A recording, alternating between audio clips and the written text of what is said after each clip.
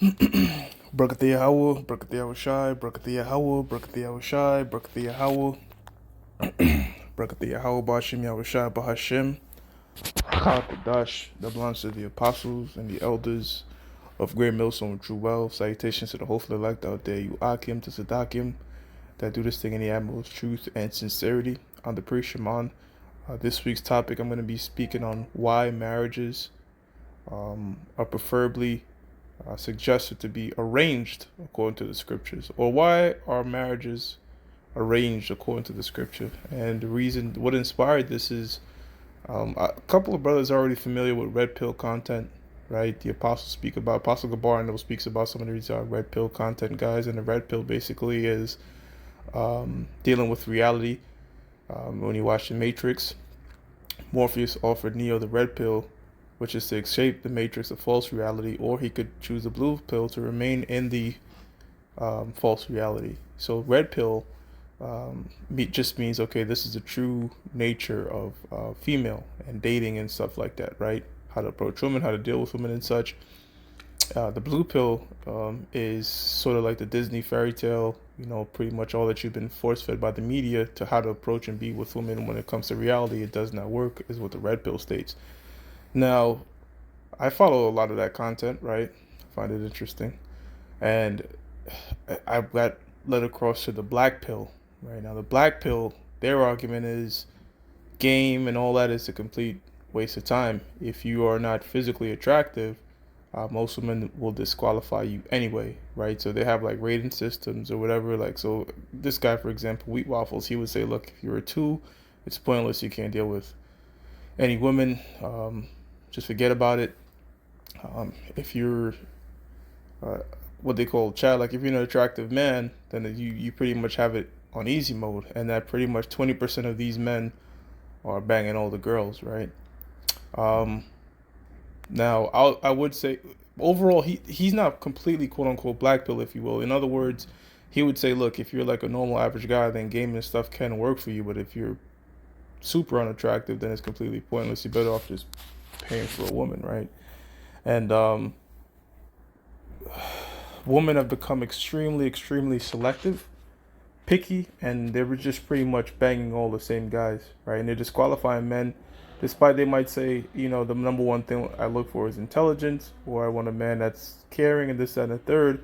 They mouth say that, but the actions prove otherwise, right? They're going after a guy that's either successful, rich, attractive, something like that, right? Which is a very small group of men, okay? And as I watch these debates and stuff, um, it is grounded in reality. It is grounded in reality. Some people have it easier than others with dating apps or approaching women and dealing with women and such, and some people have it harder. And there's certain the thing with women is some of the standards that they have, it's sort of out of your control, right? And that's what the black pill is arguing. Like a lot of women say, look, I want tall men, right? You talk to some of these girls and they'll tell you on the dating apps, they'll filter the app to have 6 feet and above, right? So what can you do about your height? Or they'll say, I don't like balding guys, um, and certain ethnicities do worse, like so-called East Indians and so-called Asians struggle, whatever. So the different factors that women look for in a man, when they're picking, is stuff that aren't out of their control. As to where men, for the most part, the stuff that we want, fit, feminine, cooperative, women can work on that. You can work on your weight, you can work on your submissiveness, you can work on your femininity, right? So you can see that even though women say it's not about looks, their main factors is rooted in looks, right? How your appearance and such. Um, and the whole time I'm watching this debate, it's sad, really. You know what I'm saying? Because it's not supposed to be this way. Men and women are supposed to be working together. And really, this is why the scriptures deals with arrange, at least the culture at the time, because there's no law stating that women should, by law, the marriages has to be arranged, because there's laws concerning rape, right, where it's not necessarily has been arranged, but there's ways to go about it. But it's highly recommended that it is arranged, because this is what happens, right? If you give women choices, if you give them the liberty to pick, think about it like this, brothers, right? If we were men, right, if we were men, we are men, right? But let's say controlling in terms of the dating market, men had the ability to choose who they want, right? Because we know that um, men have sex with who they can, and women have sex with who they want. if we could have sex with who we want, we'll be pretty much picking all the hot chicks, right? And all the fat, ugly chicks, we wouldn't even consider them, right? But it's not so, right? There's sort of a lot of a scarcity mindset with a majority of men, right? In other words, when I say that is, you come across you might have a dry spell where you'll take down a 2, 3, or whatever, even if you were capable of getting like a quote unquote 6, 7, 8 type woman, right? Just because of the scarcity of it, right? So we're taking down what we can. Woman, however, and this guy Wheat Waffles, he showed this woman that was very unattractive, but she had like over 99,000 matches on Tinder and guys inflating her ego and stuff, and she, they could pretty much get it at any time. It's not very hard for them. So what is happening is the few men that they do sleep with, they might be attractive, they might be wealthy, they bang them, they don't take them serious, but they believe this is the norm, this is what they can get. They think that these men sincerely pop them because they were attracted to them, when really, for the most part, it's just a dry spell, right? Or they're just getting their shit off. So this online dating was really like, it's like detrimental, man. It's detrimental to families. It's detrimental to, a nuclear family, man. So the so-called white man, as the scripture says, very cunning, very deceiving, man, very subtle. He sets up things that you think on that surface level is to benefit you, but really, it has quite the opposite effect, man. All right, so now you have a society where women of like 30 plus, 35-year-olds still single, got adopting pets and shit. Men are struggling to get laid. It's a completely fucked up society. Now I want to go into some scriptures right here, man, because as much as we get on the woman, all right, what was the initial purpose of a woman, or a wife rather, I should say? Let's read it. Genesis 2:18. And the Lord Yahweh Shem Yahshua, the powers, said, "It is not good that men should be alone." Right. Truly, it is not good that a man be alone. Now, men could survive on their own. Women can't. Women need a man. No matter what society tells you, they need him to survive, right? But a man can survive without a woman. But guess what? It was designed the way it was set up in the spirit. It should be better off to have a woman. I will make him a helpmeet. Why? Because a helpmeet for him. Why? Because it's supposed to help you and you do your day to day. So when the system is run this way, things are very copacetic. That's how come you look at in the Middle East. You have certain men have multiple women if they could afford it. All right, because this whole hookup culture is off. It's not supposed to be this way. You're not supposed to just be swiping, smashing chicks, and moving on and shit. It's off. When you took a woman, you're supposed to take on a responsibility, and not many people had that luxury, right? Because woman in the ancient world is sort of like getting a car, right? Like, how many people could afford to drive multiple cars or own and maintain multiple cars? It's a great responsibility, even though you would like to, but not many people had that option. So that's how it should be. This whole hookup culture and hookup, it's completely off, man, because all it's doing is just encouraging adultery. Especially brothers that have it. It might be easier for you to get a ton of women, but if you think about it, a lot of these women didn't, especially in the West, beyond sex, they really don't have any utilities, right? So you just sort of get your nut off, and then you kind of get annoyed with them, and you want to the next. It's not supposed to be that way. But this is a society that the so-called white man has created, And I was thinking about it, like, man, arranged marriages solve all this shit, because when you take away, 1 second. All right, Salaki, where was I? Salaki, I had a call. All right, so yeah, pretty much, they were created as helpmeets, man. All right. Now this is Proverbs 18:22, and it says, "Whoso findeth a wife findeth a good thing, and obtaineth a favor of the Most High." Right. So, key word there we have to take away from the scriptures: wife. It's not that if you find a woman you find a good thing. If you find a wife, you find a good thing. Because remember, the scriptures also say, a wicked woman is given as a portion to a wicked man. Wives in this society in the West are rare, man. A female servant, a woman that's, willing to cooperate with you is a rare thing. Just like how the scripture says, not all Israel is Israel. Well, not all women are wives. You know what I'm saying? But if you find an actual wife, that's a good thing, man. You know what I'm saying? If she's able to aid you in your duties, you're able to work and optimize better. So this is what is happening now. The Most High understands that women are slaves to their emotions, and when it comes to choosing and selecting men, they're gonna select men off emotions.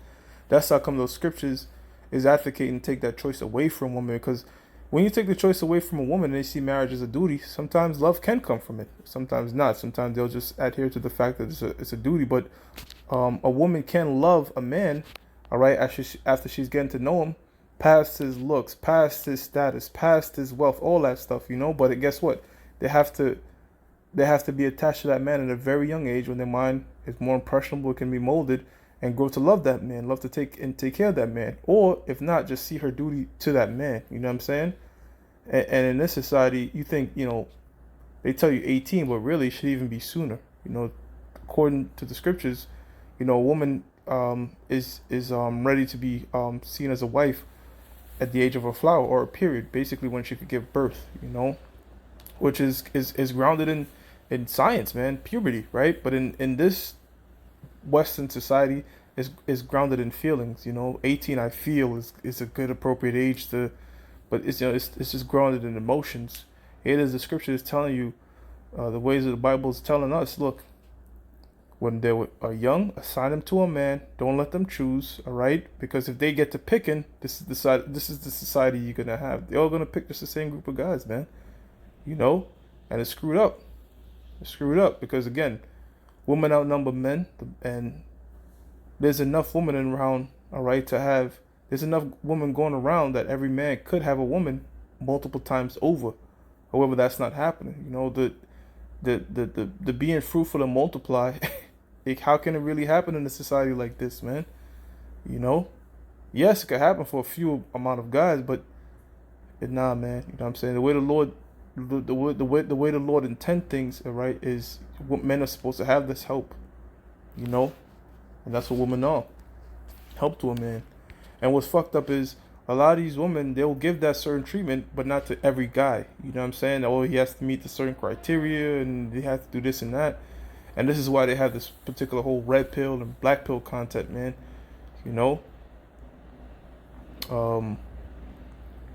The men should be doing the vetting process, man, because we detach emotions from, if you have a sister or if you have a daughter, you're gonna be very selective of the man she's going with. And sometimes that's how come you don't see this much, but daughters used to bring home their partners to their family, to their father mainly, to see if they get approved or not.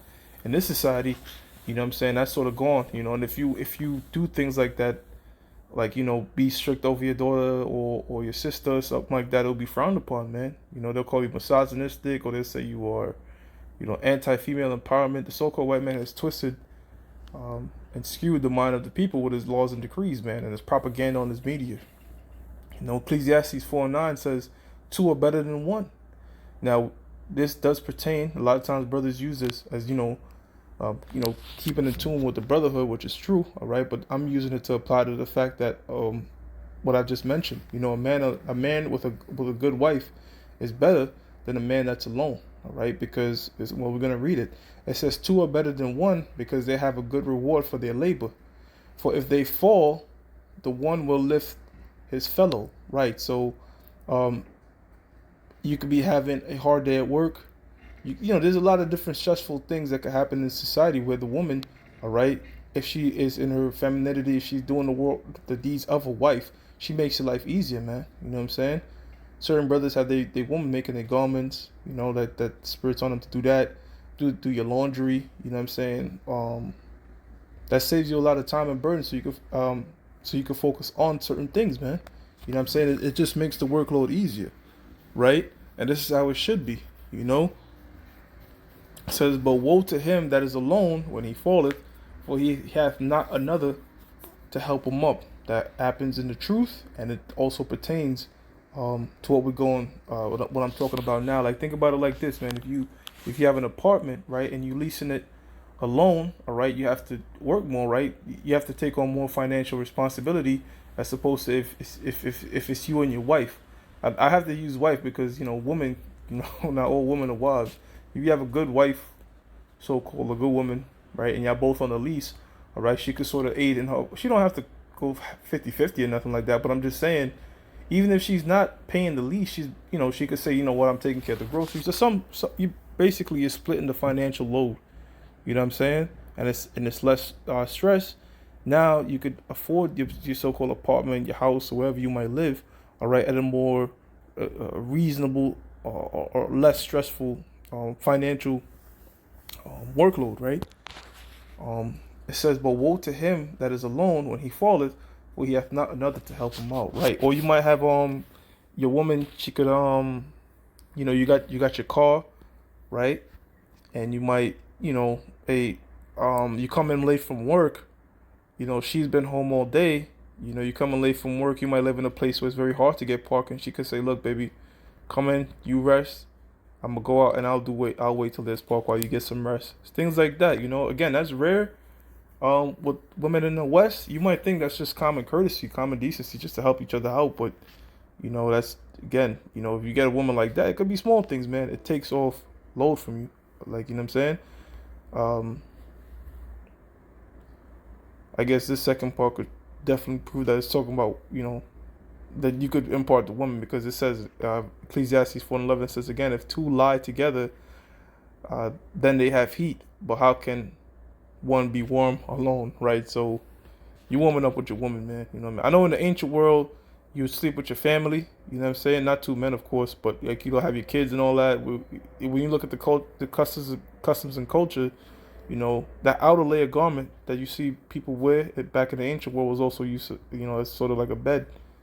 That's like when you pledge that outer garment, it had to be returned to a man before the sun go down. So he could at least have a place to rest his head, something to use to rest his head. But yeah, how can you warm yourself up alone? You when you watch 300, what did Leonidas say to that general that wanted to take his son to battle? He says, he has not yet known a woman's warmth. You know what I'm saying? See what I'm saying? So, hey man, a necessity. It's not necessary. It's not a necessity to have a woman, but it's a good thing to have a good wife, man, that's gonna hold you down and such and make shit easier for you, man, so you can focus on different priorities, right? Um, okay. Don't get you a woman that wanna just go out 24/7 and make the relationship all about her. You know what I'm saying? Really, again, this is the whole thing about these pills, man. The reds and the blacks and all that. They'll say things that's true. For example, right? Or what I just said right now. Get you a woman that's about you. But in order for you to have that, guess what? You're gonna have to have options, right? To say, I'm not dealing with this bitch. I'm gonna pick the best one, the best suitable candidate. All right, that's gonna be fit, feminine, cooperative, and be on my accord, right? But again, to have that, you have to have options. And how many men have these options? So then again, pretty much the best way I could sum it up is gatekeeping, right? Who gatekeeps relationship? Now the red pill will tell you men gatekeep relationships, but I think the black pill is more accurate, because they say, look, 20% of men is gatekeeping a relationship, and pretty much 80% of women control the bottom 80%. That's like when you see certain chicks walking all over dudes and shit. You like, why is this nigga allowing this? Well, more than likely, he could either have a woman that's far more attractive than what he's used to, or he's just limited to his options. Like, pussy's so hard to come by, women is so hard to come by, I'm just gonna stick with this one and put up with the bullshit. Or he could be trapped in marriages. You know what I'm saying? So yeah, man, this is a shit situation, man. This is what happens when you again take the power of choosing candidates away from the father figures, the brothers and the male figures. Get this madness that's going on. It says again, if two lie together, then they have heat. But how can one be warm alone? Verse 12. And if one prevail against him, two shall withstand him. Right. So, it's better if you're walking down the street on a dark alley. Right. It's better to have. It's better to if you're walking in an uncertain neighborhood. It's better to be with yourself. It's better to be with somebody, all right, than by yourself, because if something were to happen, at least you have somebody to help you out, right? Preferably a man, of course, in this verse, right? Woman, you walking down the street, sort of could become a liability, so flip flopping there between what I'm talking about and having a brother or a companion or just somebody alongside you. It says, two shall withstand him. It says, and a threefold cord is not quickly broken. Right. So, If you were to have a braid, if you was to braid a rope with, with two, you ever seen a two braids, like two knotted braid? It could easily come apart. But if you have a three interwoven braid, it's not easily broken. In other words, there's strength in numbers, right? You know what I'm saying? Then that's what the scriptures are saying. If utilized correctly, it's better to be in a company, all right, than by yourself. I think about it like this too, like camp, right? What is more harder to break up? Like, what's harder to continue? A company of prophets, like we go out there, week in, week out, or a dude just going out by himself week in, week out. You know what I'm saying? Because when you're in a company, you could have motivators to lift up your spirit and such. There's a bit social stuff is going on there. Supposed to somebody going on alone, different temptations and such hinder him. All right, he could fall a bit more easily. All right, so there's strength in numbers. So if possible, if the Lord bless you with a good woman, they'll be smart about it, man. Just do the right things, and don't just take her for granted. You know what I'm saying?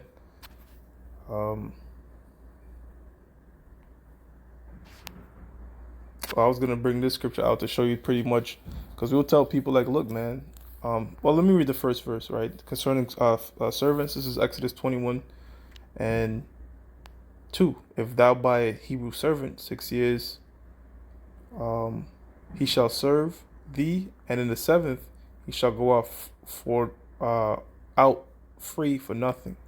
So this is concerning, Hebrew servants. Now I want to jump down to verse 7 because I want to make a point here. It says, and if a man sell his daughter to be a maidservant, she shall not go out as the manservants do. So the point being is that it shows you that women didn't have any say in the matters, because they could be betrothed to marriages, or they could be betrothed as being servants, maidservants, man. All right, because a woman was either under the house of her father, her husband, or her master. You see. So the culture in the scriptures, the way things are set up in the Bible, is that a woman should always sort of be supervised by a man. They should not be left to themselves. And again, this society proves why. Isaiah 10:1 reads, woe unto them that decree unrighteous decrees. And there's another faction of this thing called MGTOW, right? Men going their own ways, what it stands for. And instead of blaming individual people, like the red pill or the black pill would say it's the person's particular fault, the MGTOW guys blame the establishment, right? They'll raise up things like the force, child alimony, and these particular things. And it's an amalgamation of everything, man. It's an amalgamation of the red pill, black pill, MGTOW. It's an amalgamation of all these things that the so-called white man has put together that got this society completely effed up with hookup culture. Nobody wants a family. Women aren't settling. Only a small group of men are actually able to deal with women. And then when you deal with women, it's even a narrow selection of men that's even get a woman that's wife compatibility. It's completely screwed up. And one of the pieces is these decrees, all right? These unrighteous decrees, all right? I just mentioned a few that, the MGTOW community has problems with, right? But really everybody has a problem with these decrees, man. Concerning the relationship clauses, man, divorces. It's effed up, man. I'm saying this is what happened when you leave a servant to rule. That's what the scriptures speak about. The scriptures speak about the earth is disquieted when a servant beareth rule, and Esau was meant to serve. Just like if you was to walk into a Fortune 500 building, all right, and the next day, for some strange reason, the CEO is the janitor, and the janitor is the CEO. Now you know that a janitor can't run no goddamn Fortune 500 company, man. He's meant to be a janitor.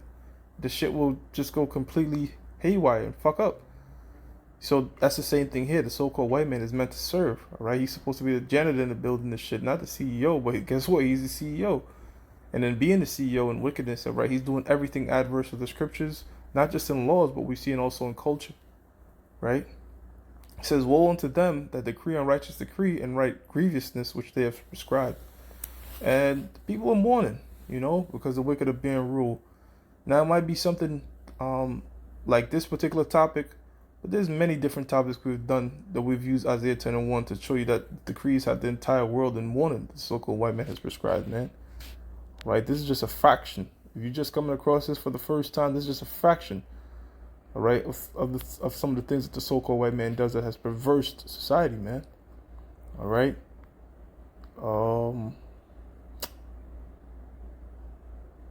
Did I read this? You know what? I'm not gonna read it. I'm not gonna read it because it. I sort of wanted to open with it and take away certain points.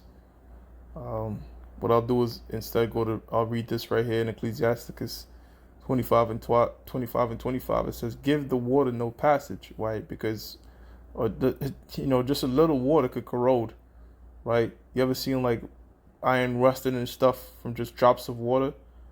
So a little water could make things corrode. It says, "Neither a wicked woman liberty to gather abroad," right? So just like a little water could cause a huge corrosion in iron and different sort of stuff. A little bit of liberty given to a woman, all right, could cause huge corrosion, man. All right. Oh, she's just going out here with her friends, or she's just going out to the beach. She's just doing this. She's just doing that. Oh, now she just has a job. Oh, now she just has this. Now she just has a little. And next thing you know, boom, it's to the point that all these different little liberties to gather abroad and do this and do that, it's led to this massive corrosion, man. Massive corrosion in society to the point that women, they walking around saying they don't need men. It's crazy. It's funny because they say things like we don't need men, all right, but when it comes to dating, they need a man to make a certain income. So it's complete silliness. It's not rooted in any sort of logic. It's complete emotions, all right? And, the scriptures speak about leaning on your own heart for understanding. You're going to make irrational decisions, We lean upon the scriptures for understanding, see? All right, so I'm going to give all praises to Yahweh, Ba'ashem, Yahushua, Ba'ashem, Bracha, Kudash. That belongs to the apostles and the elders of Great Millstone True Well. Salutations to the hopeful elect out there. You Akim to Zadakim that do this thing in the utmost truth and sincerity. Hey, Shalom.